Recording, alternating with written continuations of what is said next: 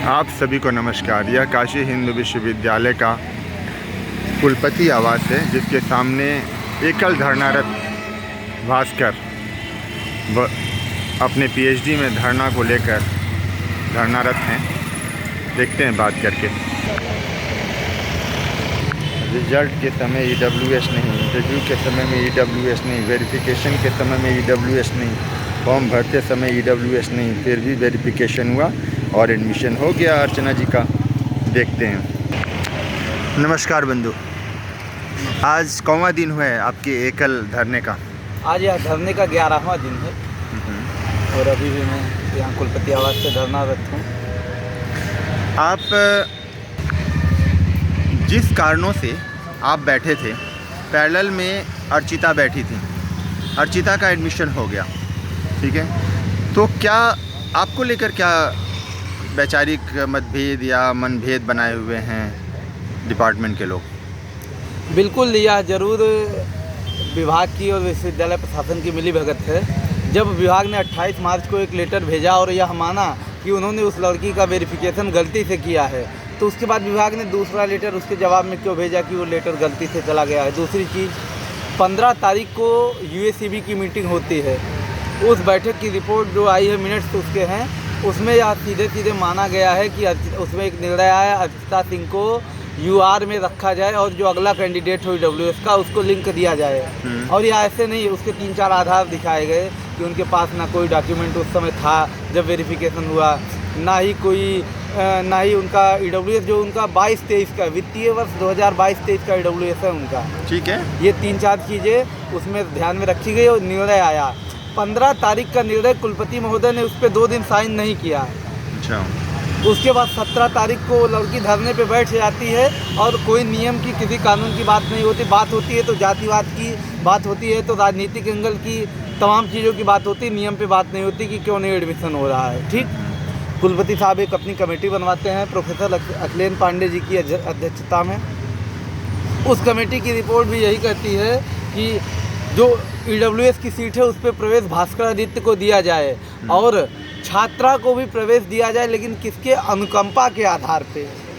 अब इन्होंने क्या किया कि उस सीट पे छात्रा को प्रवेश दे दिया और मैं यहाँ लटका हुआ हूँ, मैं बैठा हुआ हूँ धूप में। अच्छा, ये मुझे बताइए कि इतने बुद्धिजीवी लोग हैं, अभी क्लास भी बहुत ज़्यादा नहीं चल रहा, क्या UGC से जुड़ा हुआ आदमी भी आपसे मिलने कभी आया था क्या? नहीं, ऐसी शैक्षिक व्यवस्था अनियमितताओं के दौर से गुजर रही है, तो क्या होना चाहिए? ऐसा कोई व्यक्ति मुझसे मिलने नहीं आया। विश्वविद्यालय प्रशासन का जो जिम्मेदार अधिकारी होता है, कोई रेक्टर, रजिस्ट्रार या कंट्रोलर, इवन हमारी डीन तक मुझसे मिलने नहीं आए। हमारे विभागाध्यक्ष 1-2 बार मिलने आए हैं, लेकिन उनके पास भी कोई जवाब नहीं होता। वही गोलमोल कि वो कहते हैं हम कर रहे हैं, रेक्टर नहीं करते, रेक्टर कहते हैं कि। अच्छा, शॉर्ट में जरा सा दर्शकों को अपना पूरा व्याख्यान बताइए तो शॉर्ट में कि मामला क्या है जिसको लेकर आप बैठे? ये मैं हिंदी विभाग में जो रेट श्रेणी का परिणाम आया उसमें मैं वेटिंग में था। EWS श्रेणी में हुआ यह कि मैंने वित्तीय वर्ष 2024-25 का EWS आवेदन के समय, वेरिफिकेशन के समय प्रस्तुत किया था। मुझसे वरीयता सूची में जो EWS श्रेणी में वरीयता सूची में एक क्रमांक ऊपर अभ्यर्थी अर्चिता सिंह, जिन्होंने ना फॉर्म भरते समय EWS लगाया था, 2 महीने बाद वेरिफिकेशन हुआ, इंटरव्यू हुआ, तब भी उनके पास EWS नहीं था। 21 मार्च को परिणाम आता है परीक्षा का, तब भी उनका EWS नहीं बना था। 27 के बाद जब 28 को अगले अभ्यर्थी को लिंक जाने को होता है, तब भी उनके पास EWS नहीं था। विभाग ने 2 दिन लिंक रोका। 29 मार्च 2025 को उनका EWS बनता है, 30 से 31 को छुट्टी रहती है, 1 अप्रैल को उनका EWS कंसीडर करने का प्रयास किया जाता है।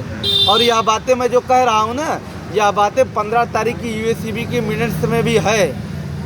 और ये माना विश्वविद्यालय ने कि ऐसा कोई प्रावधान नहीं है समय सीमा देने का, अंडरटेकिंग देकर समय बाद में लेने का डॉक्यूमेंट, ठीक है। और ये भी माना विश्वविद्यालय ने कि अर्चिता का प्रवेश UR में होना चाहिए, उनको UR में रखा जाना चाहिए, EWS में नहीं रखा जाना चाहिए। इन सारी चीज़ों के बावजूद भी विश्वविद्यालय ने उनका 2022-23 का वित्तीय वर्ष 22-23 का EWS कंसीडर किया है। ओके। और एडमिशन EWS में दिया है? एडमिशन इस आधार पे दिया कि विभाग ने 2-3 जगहों पे EWS के आधार पे एडमिशन कर लिया था। एक तरफ आप मान रहे हैं कि ऐसा कोई प्रावधान नहीं है, दूसरी तरफ आप कह रहे हैं कि चूंकि हमने एडमिशन 2-3 जगह कर लिया तो इनका भी किया जाए। आपने 3 गलतियां की तो क्या आप उसको छुपाने के लिए चौथी गलती भी कर देंगे? उससे वो सही तो नहीं सिद्ध होती ना, वो तो है गलत ही। बिल्कुल बिल्कुल। तो आपने मेरा एडमिशन क्यों रोक रखा है? मुझे ये बताइए कि क्या संभावना लग रही है आपको, क्योंकि 11 दिन है ना आज, तो संभावना इन विचित्र मायावी शैक्षणिक विधि व्यवस्था के अनुभवी लोगों के द्वारा कब तक ये निर्णय लेने में वो सक्षमता होगी? देखिए, सारे तथ्य साफ हैं, सारी चीज़ें साफ है, सारे नियम साफ है, उसके बावजूद भी अगर कोई चीज़ साफ नहीं है, स्पष्ट नहीं है, तो इन लोगों की मंशा। ठीक है, 15 तारीख की मीटिंग पे कुलपति 2 दिन नहीं साइन करते हैं, 24 तारीख की मीटिंग पे कुलपति उसी दिन साइन करते हैं, उसी दिन लिंक चला जाता है, उसी दिन उसका एडमिशन हो जाता है। चूँकि वो उसी चीज़ का इंतजार कर रहे थे, वो चाहते थे कमेटी ऐसे निर्णय दे, और जब उस प्रकार का आया तो उन्होंने तुरंत साइन कर दिया। अभी कुछ निर्णय आज आने की संभावना है क्या? देखिए, ऐसी कोई मुझे संभावना तो नहीं लग रही प्रशासन की तरफ से, क्योंकि उनके मन में चोर है, लेकिन मैं फिर भी सही हूँ, न्याय के साथ हूँ, तो मैं यहाँ बैठा हुआ हूँ, मैं संघर्ष करूँगा। अगर ये लोग नहीं एडमिशन करते तो मैं सबको कोर्ट में व्यक्तिगत रूप से घसीटूँगा। नहीं, मैं नहीं चाहूँगा कि आप जो है जिनके अंदर पीएचडी करें, क्योंकि ये महानुभाव ही पीएचडी कराएंगे किसी तरीके से, चाहे वो संवैधानिक तौर पे ही क्यों ना हो, उन्हीं के अंदर डिग्री देने की जो स्थितियाँ बनी हैं, मैं चाहूँगा कि स्थितियाँ संतुलित हों और आपको जल्दी एडमिशन मिले। वही जो अध्यापक शोध कराते हैं, वही हमको कक्षाओं में प्रेमचंद पढ़ाते हैं, वही हमको हजारी प्रसाद द्विवेदी की उक्ति पढ़ाते हैं कि सत्य के लिए किसी से नहीं डरना, लोक से नहीं, मंत्र से नहीं, वेद से नहीं, गुरु से नहीं, वही पढ़ाते हैं। चलिए, मैं चाहूँगा कि गुरु लोग जो है जो पढ़ाए हैं उन्हें वो चीज़ याद आए। बहुत बहुत धन्यवाद।